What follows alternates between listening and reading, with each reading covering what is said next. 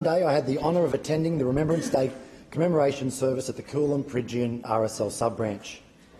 Every year the club proudly hosts a moving tribute to the thousands of men and women who have bravely served our country, many of whom never returned from war, and thanks to the efforts of the club's executive and members, as a community we are privileged to be able to pay our respects and honour their memory and legacy. Apart from Anzac Day, there is no doubt this is one of the most important events on their annual calendar. There is such a strong sense of mateship, of pride and of honour on display at these events, and it is a truly humbling and emotional experience to be able to share the tradition with those who once served our nation. As a community, we have a shared responsibility to honour our servicemen and women, a responsibility we share with the RSL branch members who spend countless hours organising and planning annual commemoration services.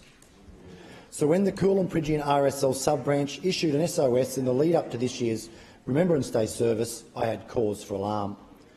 The club, which recently celebrated its 45th year and which forms such a vital part of the social fabric of our wider community, is in danger of shutting its doors for the last time. As a result of dwindling membership, this sub-branch, which has hosted some of the largest Anzac Day and Remembrance Day services on the coast, is at risk of becoming yet another page in our history. Secretary Joe Denens was spot on when he said it would be a real shame for the community if the club folded. Not only does the club provide social interactions and fellowship, it also serves as a vital role providing a range of welfare services for returned servicemen and women. Accordingly, to Joe, they are family. More importantly, RSL clubs are the rightful home of our annual commemorations.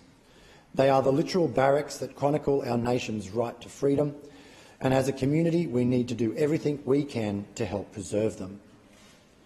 In the case of the Coolum-Peregian RSL Sub Branch, the club is currently without a president and an executive, and if these roles can't be filled, the club may be forced to close.